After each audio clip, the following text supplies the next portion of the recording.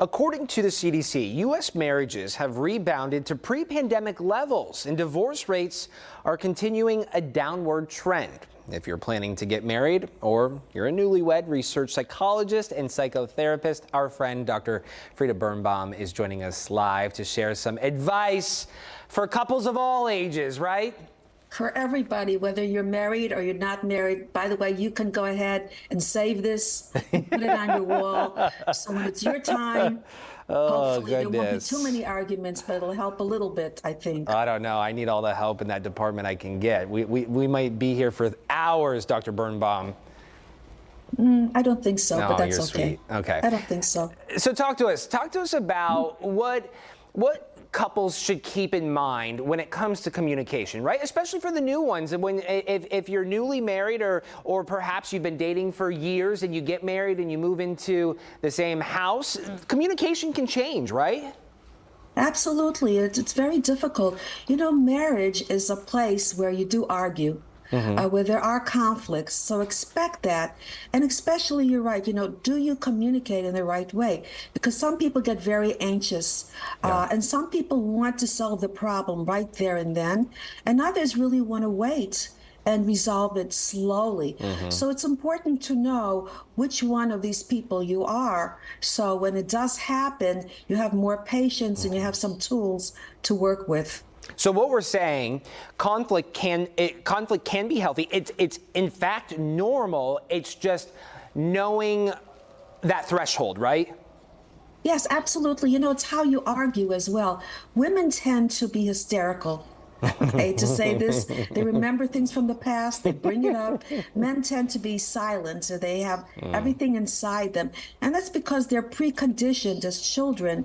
Women are often not heard as girls, and men are often not connected to emotionally. I hate to say this. So it's a conditioning divide as they grow up, and that's what changes when they're arguing as well. So the silent treatment often is even harder than somebody who just lets it all out there, I think, anyway. Yeah, no, I think you're onto something there. Yeah. Talk to us about spending quality time together. This is something that I need to be better at. I know this is one of my faults, is being present. And that means being off, you know, your personal phone, your work phone, being present with the people that you are with. Yes, you know, being present means taking time out.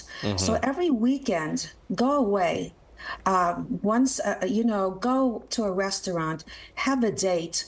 And then once a month on the weekend, if you can, I mean, during the week, maybe you're not working, so I have no idea what the personal situation is. But go away for a weekend, a few days, to get away from kids if you have kids, or your in-laws, or your friends, or your relatives.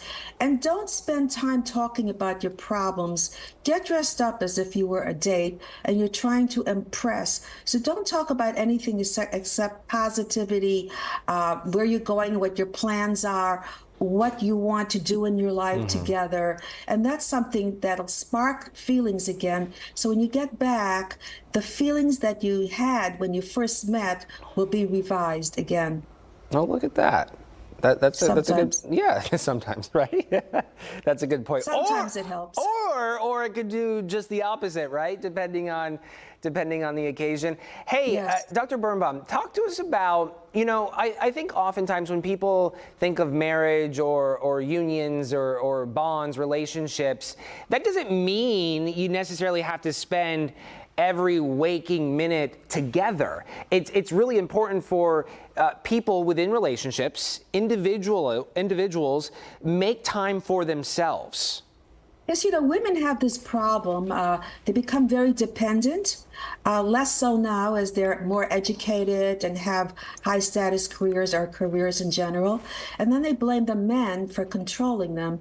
And men use delayed gratification because they're working too much. So nobody really gets into the hobbies and friendships and things that excite them individually. Because it's very important to have two people that are separate, that come together as a couple rather than a couple that's intertwined the way 50s used to be with the double standards, and that becomes very boring very quickly. So you need that separateness and things to discuss in the evening. You know, what did you do? How was your day? You don't want to be together all the time. Trust me. You Right. just don't want to do that. Yeah, and some things, of course, never change. Well, we always appreciate chatting with you, Dr. Birnbaum.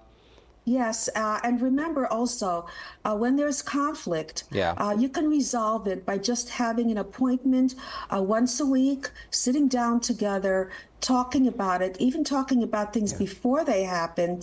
And then again, you need that space when you're arguing. You can take 10 minutes out, you can walk out of the room, you can walk out of the house, you can get into the car, don't forget to come back. But what's really, what's really important with all this is not about being threatened about the arguing, but it's about realizing it's going to come. And then when it does come, go to therapy if you need to. It's a preventative, it's meeting of the minds. And when you do go to therapy, you can discuss things that are not bothering you yet. Future, preventative. I have a patient that comes to see me, and it's health day. She goes to the gym for physical fitness. She goes to me for emotional fitness. And that's the way we need to look at our conflicts in our relationships. Yeah, that holistic approach. Yes. As always, Dr. Birnbaum, Thank you. Thank you.